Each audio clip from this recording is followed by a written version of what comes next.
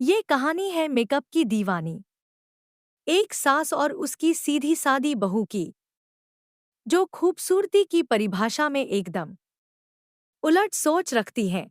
जहां एक तरफ सास का मेकअप बिना दिन शुरू नहीं होता, वहीं बहू के लिए सिंपल और सादा लुक ही उसकी पहचान है। यही टकराव दोनों के बीच नोकझोंक और हास्य का कारण बन जाता है।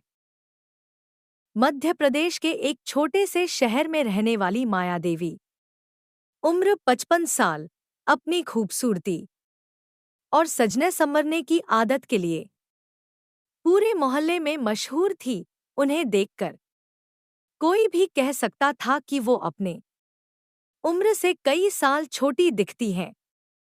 माया देवी के दिन की शुरुआत ही काजल और लिपस्टिक से होती थी।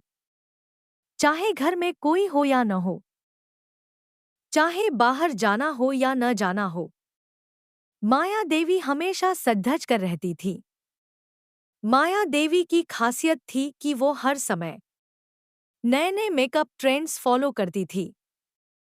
चाहे सोशल मीडिया के वीडियोस हों या टीवी शोज, वो हर जगह से मेकअप के नए टिप्स सीखती रहती थी। उनके पास मेकअप का ऐसा जखीरा था कि देखकर ही लगता था मानो कोई छोटा ब्यूटी पार्लर हो। माया देवी के बेटे अजय की शादी शहर की सबसे सादगी पसंद लड़की प्रिया से हो गई। प्रिया एक साधारण लेकिन सुंदर लड़की थी, जिसे किसी तरह के मेकअप का शौक नहीं था।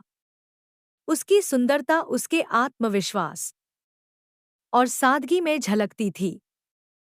प्रिया को सिंपल लुक, हल्का काजल और बिना लिपस्टिक के रहना पसंद था। शादी के पहले दिन जब प्रिया पहली बार घर में आई, तो माया देवी ने उसे देखते ही ताना मारते हुए कहा, अरे बहू, ये क्या? थोड़ी लिपस्टिक, काजल तो लगा लिया होता। नई नवेली दुल्हन होकर भी इतनी सादी लग रही हो, क्या कहेगा मोहल्ला? प्रिया ने मुस्कुराते हुए कहा, मांग जी, मुझे वैसे ही रहना पसंद है। आपको अच्छा लगे इसलिए शादी में मेकअप किया था, पर रोज रोज मुझे इसकी आदत नहीं। पहले ही दिन से माया देवी ने प्रिया को मेकअप करने की नसीहत देनी शुरू कर दी। माया देवी को लगता था कि प्रिया का सिंपल लुक उनके घर की शान को घटा रहा है। वहीं प्रिया को माया देवी का इतना सजना संवरना थोड़ा अजीब लगता था। एक दिन माया देवी ने प्रिया से कहा, प्रिया, कल किटी पार्टी में जा रहे हैं, देख लेना सब तुझे देखकर क्या कहेंगी? इतनी सादी बहू, क्या तुझे शर्म नहीं आएगी? प्रिया ने जवाब दिया, मांग जी, मैं वहां अपनी सादगी और बातों से लोगों का दिल जीत लूंगी, लेकिन हाँ, आपकी नाक नीची नहीं करूंगी। किटी पार्टी वाले दिन माया देवी ने अपनी बहू को अपने हाथों से मेकअप करने की ठान ली। उन्होंने प्रिया को अपने कमरे में बुलाया और उसे साड़ी पहनने के बाद कहा, आज तुझे मैं खुद सजाऊंगी ताकि सब लोग तुझे देखकर तारीफ करें। प्रिया को मांझी की जिद के आगे झुकना पड़ा। माया देवी ने अपने मेकअप बॉक्स से एक के बाद एक सामान निकालना शुरू कर दिया। फाउंडेशन, पाउडर, ब्लश, काजल, आईलाइनर, लिपस्टिक, सब कुछ लगाया। प्रिया खुद को आईने में देखकर चौंक गई। वह खुद को पहचान भी नहीं पा रही थी। किटी पार्टी में पहुंचने के बाद हर किसी की नजर प्रिया पर ही थी। माया देवी खुश थी कि उनकी बहू सबसे अलग दिख रही है, लेकिन प्रिया थोड़ी असहज महसूस कर रही थी। पार्टी खत्म होने के बाद एक आंटी ने माया देवी से कहा, अरे माया, तेरे मेरी बहू तो बड़ी प्यारी लग रही है, पर मुझे लगता है कि इस पर ज्यादा मेकअप सूट नहीं करता। उसकी नेचुरल खूबसूरती ही बेमिसाल है। यह सुनकर माया देवी थोड़ी सोच में पड़ गईं। उन्हें एहसास हुआ कि प्रिया बिना मेकअप के ही कितनी खूबसूरत लगती है। एक दिन प्रिया ने सोचा कि वह भी अपनी सास को थोड़ा मजा चखाएगी। माया देवी रोज सुबह जल्दी उठकर घंटों तक मेकअप करती थी। प्रिया ने एक दिन सुबह सुबह माया देवी के सारे मेकअप ब्रश और सामान छिपा दिए। जब माया देवी उठीं और उन्होंने देखा कि उनका मेकअप बॉक्स खाली है, तो वह घबरा गई। माया देवी ने प्रिया को आवाज लगाई, बहू, मेरा मेकअप कहाँ गया? प्रिया मुस्कुराते हुए आई और बोली, मां जी, आज बिना मेकअप के बाहर चलिए, देखिए लोग आपकी असली खूबसूरती की कितनी तारीफ करेंगे। माया देवी पहले तो गुस्से में थी, लेकिन फिर उन्होंने सोचा कि शायद बहू सही कह रही है। उस दिन माया देवी बिना मेकअप के ही बाजार गईं। लोग उन्हें देखकर बोले, अरे माया दी, आज तो आप बहुत सुंदर लग रही हैं, बिना मेकअप के भी आप गजब ढा रही है।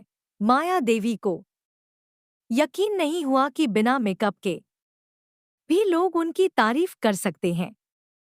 धीरे धीरे माया देवी और प्रिया के रिश्ते में मिठास आने लगी।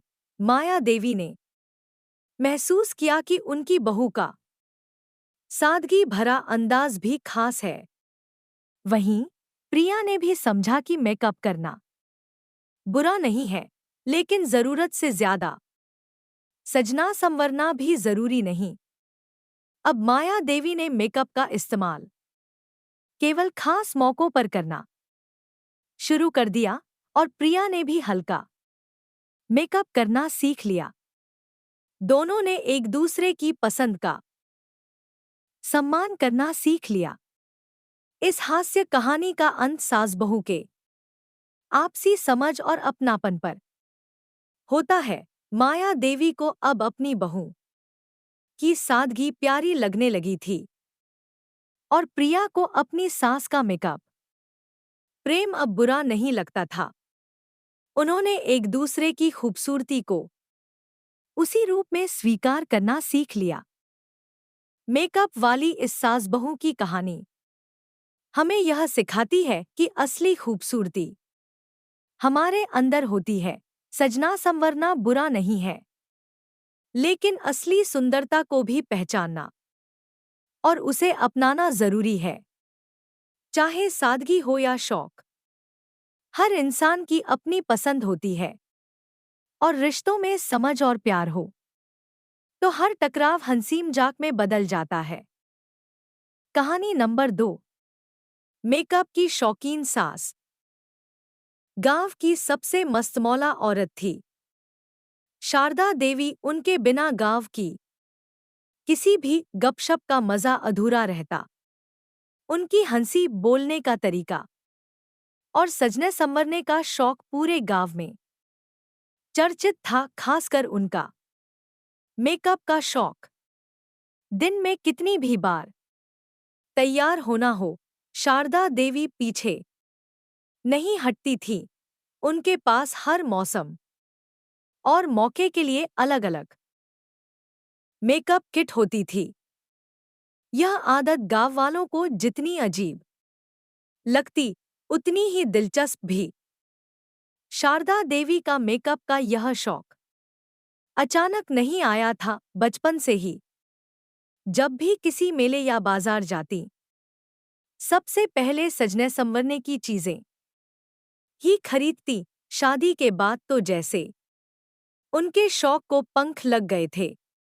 उनके पति रामलाल जी भी अपने काम धंधे में व्यस्त रहते और पत्नी की सजने संवरने की आदत पर ध्यान नहीं देते थे। उन्हें बस इतना पता था कि उनकी बीवी खुश रहती है तो घर में शांति रहती है। शारदा देवी का यह शौक शादी के इतने सालों बाद भी कम नहीं हुआ था, बल्कि बढ़ता ही जा रहा था। अब वे उम्र के 50वें पड़ाव पर थीं, परंतु आज भी किसी 20 साल की लड़की की तरह तैयार होती थीं। उनका एक ही मंत्र था, जब तक जवान लगती हो, खुद को बूढ़ा नहीं समझना चाहिए। उनकी इकलौती बहू ममता बिल्कुल उलट थी। साधारण कपड़े, हल्का सा मेकअप और बेमतलब की दिखावट से दूर रहना ममता का स्वभाव था। ममता ने कभी सोचा भी नहीं था कि उसकी शादी के बाद उसका जीवन मेकअप किट्स और लिपस्टिक के रंगों के इर्द-गिर्द घूमेगा। लेकिन शारदा देवी की मेकअप की आदतों ने ममता को बहुत जल्दी इस सच्चाई से वाकिफ करा दिया। शादी के बाद जब ममता पहली बार ससुराल आई, तो उसे देखकर शारदा देवी की आंखें चमक उठीं। उन्हें लगा, अरे वाह, ये तो बड़ी सादी सुधरी है। इसे थोड़ा टिप्स दूंगी, थोड़ी स्मार्ट बनाऊंगी। ममता को भी अपनी सास का यह अंदाज अच्छा लगा। उसे लगा कि चलो कम से कम सास उसके साथ दोस्ती का हाथ तो बढ़ा रही है। लेकिन ममता का भ्रम जल्दी ही टूट गया। एक दिन जब शारदा देवी ममता के कमरे में गई तो देखा कि ममता का मेकअप किट कोने में पड़ा हुआ है, जैसे उसने उसे हफ्तों से छुआ भी न हो। शारदा देवी के लिए यह सदमे जैसा था। उन्होंने तुरंत ममता से पूछा, बिटिया, ये क्या हाल बना रखा है? मेकअप का नामो निशान तक नहीं है। इसे सहेज कर रखा करो। ममता मुस्कुराते हुए बोली, माँ जी, मुझे ज्यादा मेकअप करने का शौक नहीं है, बस हल्का फुल्का तैयार होना पसंद है। शारदा देवी का दिल जैसे टूट सा गया। उन्हें लगा जैसे किसी ने उनकी सबसे प्यारी चीज को नजरअंदाज कर दिया हो। वे ममता को समझाते हुए बोली, अरे बिटिया, थोड़ी मेहनत तो करनी चाहिए। जब तुम इतनी सुंदर हो तो थोड़ा निखार जरूरी है। ममता ने बात हंसकर टाल दी, लेकिन उसे समझ आ गया कि अब उसे शारदा देवी के इस मेकअप प्रेम का सामना रोज करना पड़ेगा। शारदा देवी ने ममता को मेकअप की हर छोटी बड़ी बात सिखाने का मन बना लिया। रोज सुबह नाश्ते के बाद वे ममता को अपने कमरे में बुलाती और कहती, आज हम नया लुक ट्राई करेंगे। शुरुआत में ममता को यह सब एक खेल जैसा लगा, लेकिन जब शारदा देवी ने उसे रोजाना एक नया मेकअप ट्यूटोरियल देने का सिलसिला शुरू किया तो ममता के सब्र का बांध टूटने लगा। वह कहती, माँ जी, इतनी मेहनत की क्या जरूरत है? मैं जैसी हूँ ठीक हूँ। लेकिन शारदा देवी कहाँ मानने वाली थी। उन्हें तो जैसे एक नई मुहिम मिल गई थी। एक दिन उन्होंने ममता को अलग-अलग लिपस्टिक के शेड्स की तुलना कराते हुए कहा, देखो, गुलाबी रंग से तुम्हारा चेहरा कितना खिल जाता है, लेकिन तुम्हें बस वही भूरे और हल्के रंग पसंद आते हैं। अब से थोड़ा बदलाव लाओ। ममता ने बहुत कोशिश की, लेकिन शारदा देवी के मेकअप के शौक के आगे उसकी एक न चली। घर में हर वक्त वह यही देखती कि शारदा देवी किस नए रंग की लिपस्टिक, कौन सा नया फाउंडेशन और किस ब्रांड का आईलाइनर मंगवा रही हैं। शारदा देवी के इस शौक का सबसे ज्यादा मजा गांव वालों को आता। वे जब भी तैयार होकर बाहर निकलती तो बच्चे बूढ़े सबकी नजरें उन पर ही टिक जाती। लोग मजाक उड़ाते, पर शारदा देवी को कोई फर्क नहीं पड़ता था। उनकी एक ही धुन थी, जीना है तो हंसी खुशी जियो। एक दिन गांव में एक बड़ा कार्यक्रम था।